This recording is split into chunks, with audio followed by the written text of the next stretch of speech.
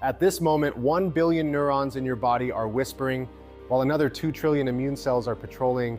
But what you don't know is, when you swallow an ibuprofen, you just declared war on both armies simultaneously. Even crazier, 3 billion people worldwide take painkillers daily.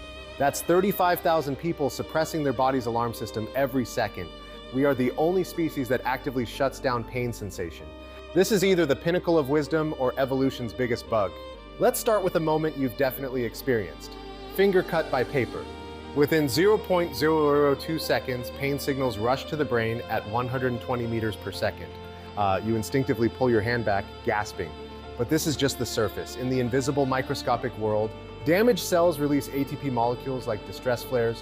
White blood cells spring into action, releasing prostaglandins, interleukins, tumor necrosis factor. 47 chemical substances explode at the wound. This isn't chaos, but a precisely orchestrated symphony. Each molecule has a specific receptor, like 47 different keys, simultaneously inserting into locks on nerve and immune cells. Pain is actually the immune and nervous systems talking in chemical language, but this is just the beginning. Harvard Medical School's 2019 breakthrough shocked academia. Pain neurons and immune cells actually share the same communication code. They all have TRPV receptors, toll-like receptors, even opioid receptors. What does this mean? Imagine your nervous system is a 911 call center. The immune system is the fire department. Normally, nerves detect fire, injury, immediately notify immune system to extinguish, inflammation, repair. But painkillers intervene, cutting both the alarm phone and fire hydrant. Even stranger is the dose effect. Low-dose aspirin enhances immunity. High doses suppress immunity. Ibuprofen reduces inflammation, but may decrease vaccine effectiveness by 23%.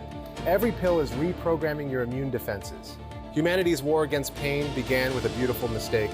October 16, 1846, Boston. Dentist William Morton, before a group of doctors, used ether to put patients into painless dreams. The scalpel cut through skin, patient didn't move. The Harvard Medical School professor present shouted the history-changing words, "Gentlemen, this is no humbug."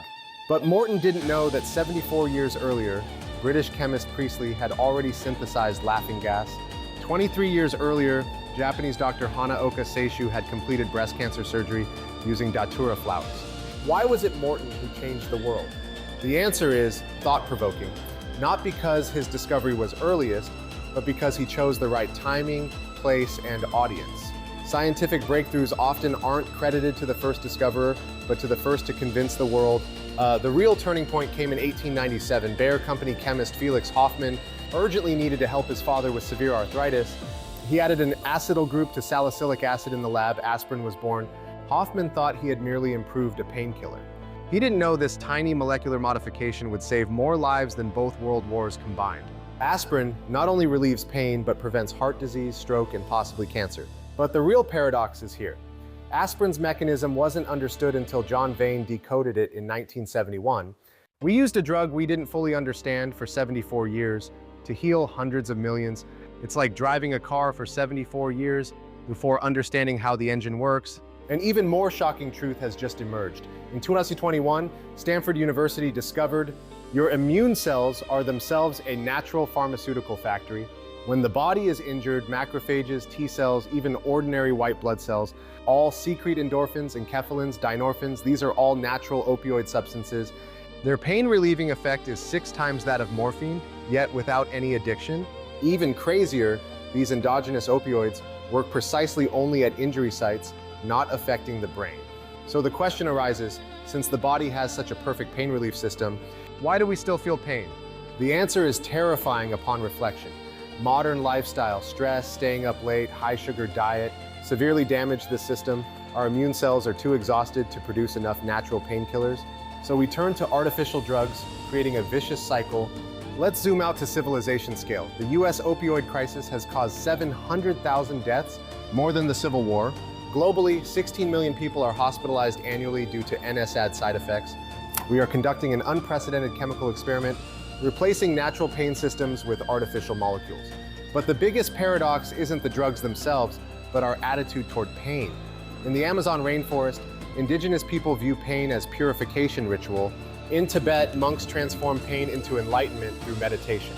While modern civilization treats pain as an enemy that must be eliminated, we've created a zero-pain utopian fantasy.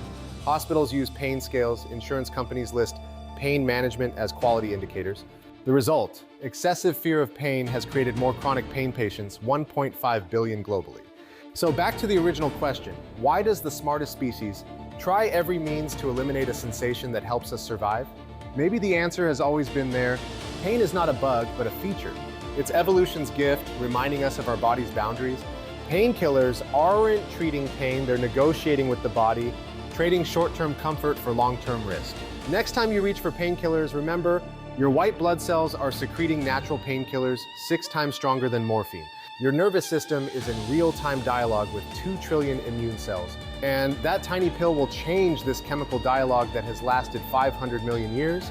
Pain is the body's language. Painkillers are our translator, but perhaps what we need to learn is not how to eliminate this language, but how to listen to it.